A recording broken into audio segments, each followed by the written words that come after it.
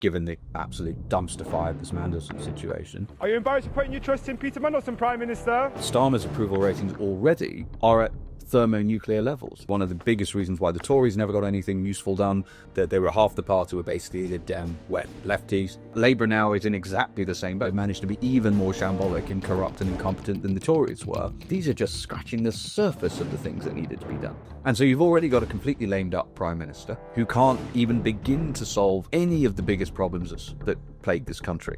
June the 23rd go down as our Independence Day! I think Brexit, under this current Labour government, is in mortal danger. I think that will be an absolute catastrophe, and we've got to do everything we can to stop it.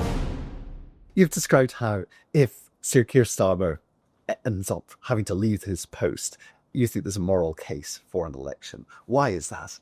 Well, because he would no longer have an electoral mandate for the Labour Party. It's clear whoever replaces Keir Starmer, and it's a matter of when, not if, he gets replaced now, given the absolute dumpster fire of this Mandelson situation, whoever comes after him is going to be meaningfully to the left, right? It's going to be Burnham, it's going to be Angela Rayner, it's going to be odds-on Ed Miliband. I mean, if you actually look at the polling amongst Labour members consistently, Miliband is distant number one. And so to the degree it isn't Miliband, it'll only be Miliband himself who says, I don't want to be Prime Minister. And, good luck with that. So I don't think there is a mandate for somebody who says things like, who cares what the bond market thinks? Right. I don't think there's a mandate for people who want to grow welfare spending even more in terms of entitlements than where it is today. There's absolutely no appetite for that. There's absolutely no mandate for that.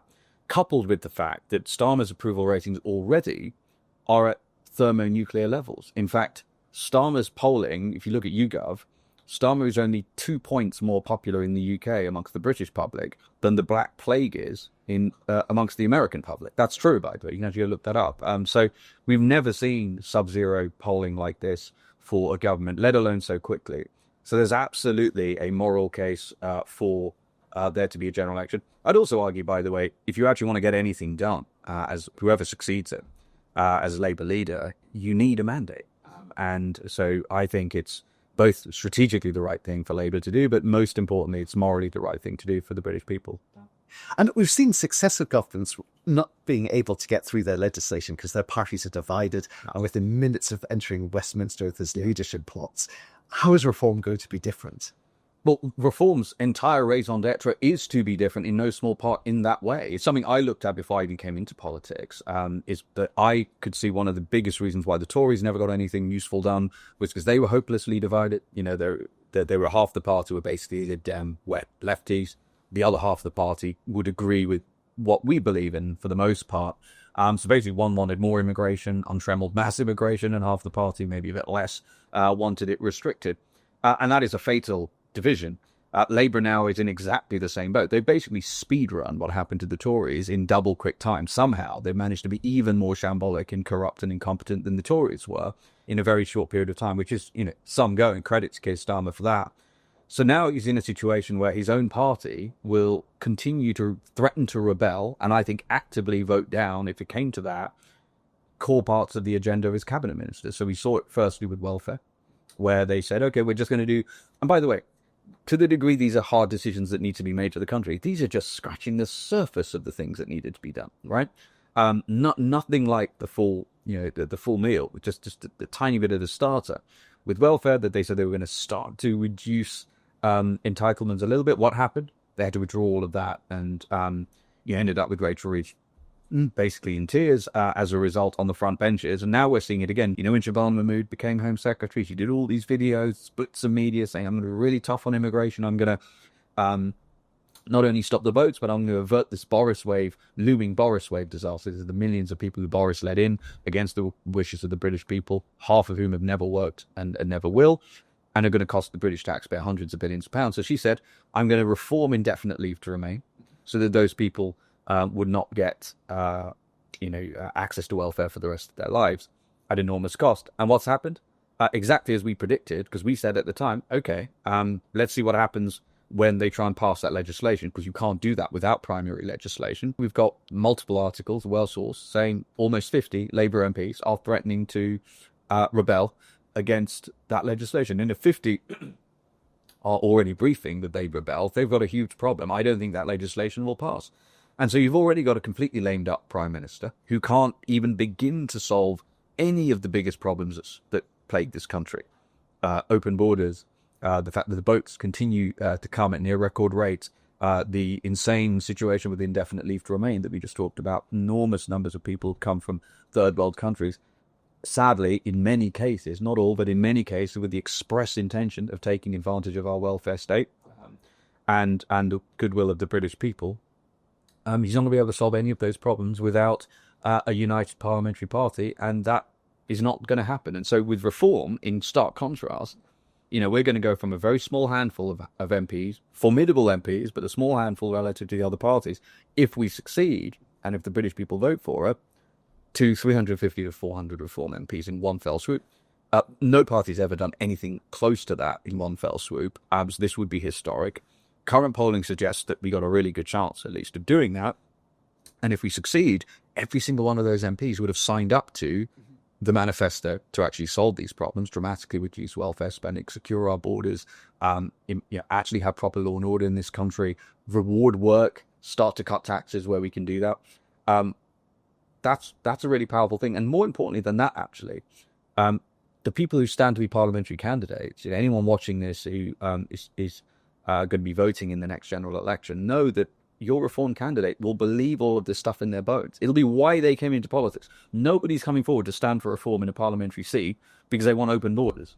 It's not going to happen. And so to that degree, and people often talk about party discipline, and I get that. Look, no doubt, if we win, I get, managing parliamentary parties is not easy, right? We're crystal clear on that. But you shouldn't need party discipline to get through things that are absolutely core to your identity and value set as a political party. If you're trying to do that, you've already lost, in my view.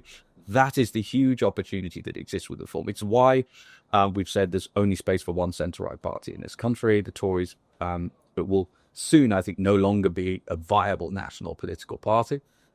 Labour are obviously a disaster, and that's our message to the British people now, is that if it's really important that you get behind Nigel and get behind reform if you want secure borders, you want law and order, you want lower taxes, because the alternative is not actually even Starmer. I think it's something that looks more like Polanski than Starmer.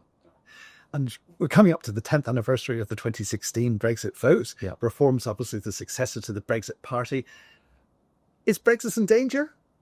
I think Brexit, under this current Labour government, is in mortal danger. Yeah, I think they're looking to extinguish... I mean, look, the political class has been trying to extinguish the Brexit vote from the moment the referendum results dropped, right? They've been doing everything they can to stymie the will of the British people, looking for any excuse.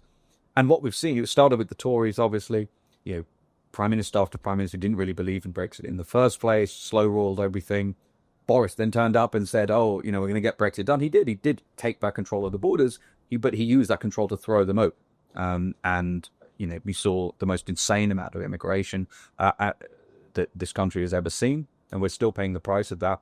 Now what's happening with Labour is it's clear that a large part of the Labour Party do want the United Kingdom to just rejoin the European Union.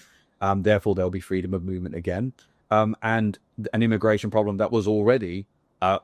deeply problematic would just become insoluble again, unless you can't have.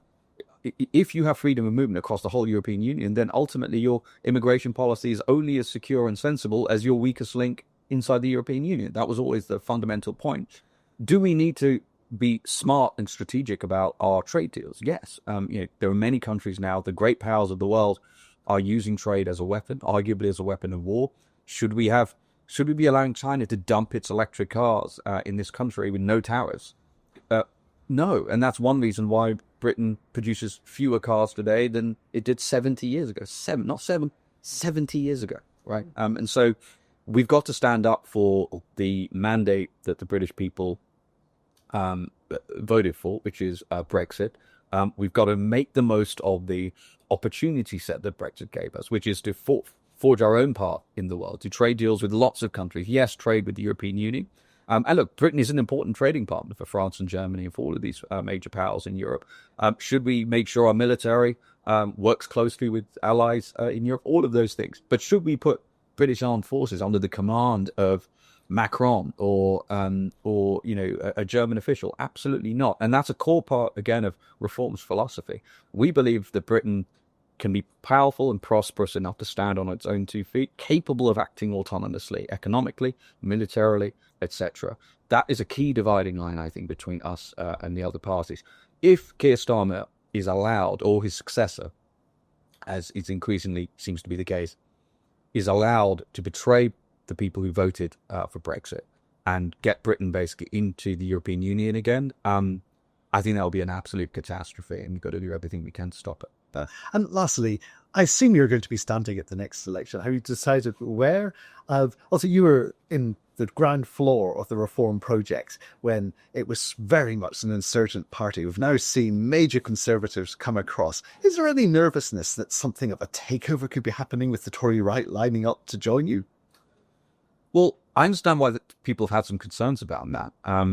I would say this, though, the people that Nigel and the party have chosen to allow to join reform, I think are people who add things to us, not just in terms of helping us win the next general election, but even more importantly, in my view, making sure we can govern effectively.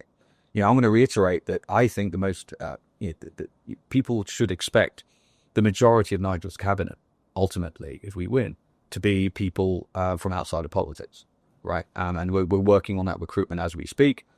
I think people are going to be quite excited about some of the people that we're going to be able to bring in, and Nigel was able to bring in. I think that people like Robert, like Suella, etc., have had contact with all of the forces we're going to be up against. And, they didn't have leadership in the form of a prime minister when they were in government who actually had their backs when it came to secure borders. They didn't really care, right? Or had their backs when it came to dealing with the blob and elements of the civil service, for example. So I understand why people might have concerns about that. I really do.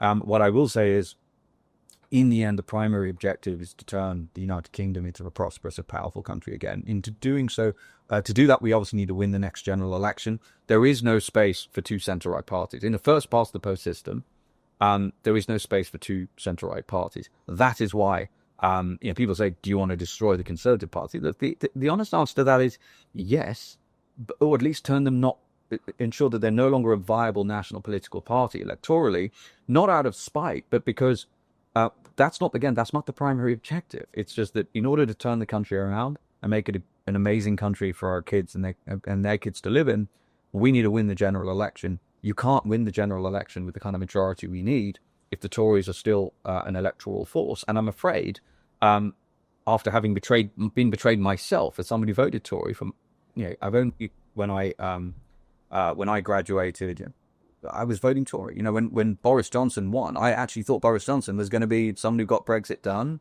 and was going to govern as a right-wing prime minister. I was quite excited about it. And then very rapidly I saw him not just not deliver on that promise, but betray every principle he was elected to uphold in how he dealt with COVID and the lockdowns, whether you look at what he did with immigration, as I said, which we're still paying the price of today. So my message is that we are being extremely selective about whom we're taking. What people don't see are the many Tories who we say no to, who have wanted to join. Any names? Of course not. And that's because we would never want to betray. People should be able to feel like they can have an honest conversation with us without feeling that confidence will be betrayed.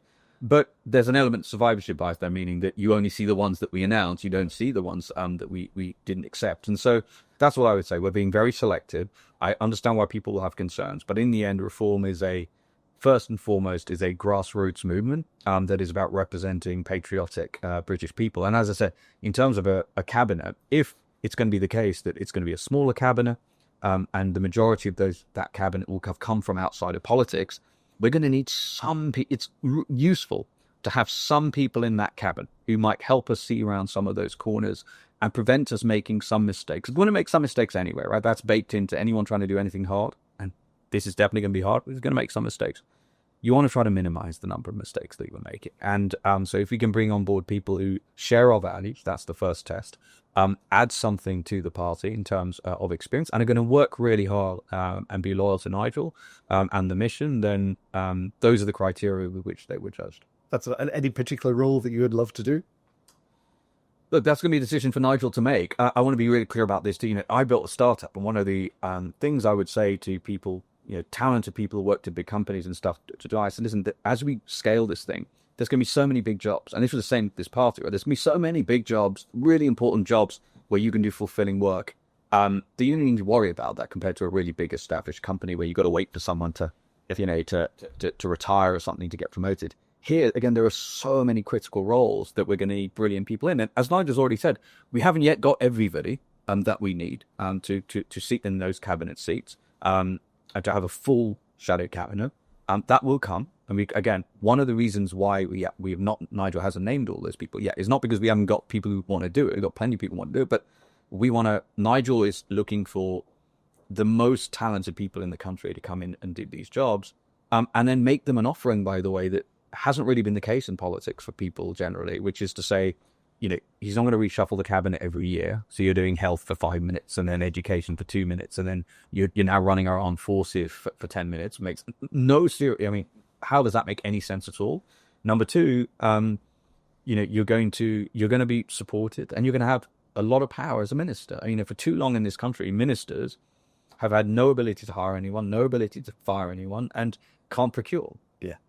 So, and yet they're responsible for all of the outcomes, but basically all of the important decisions were devolved to quangos or to civil servants, or most of them. And so, again, we've got to change all of that. And so I'm really excited about what a Nigel Farage cabinet will look like. And again, I want to reiterate that it is useful to have some people who can help us see round corners.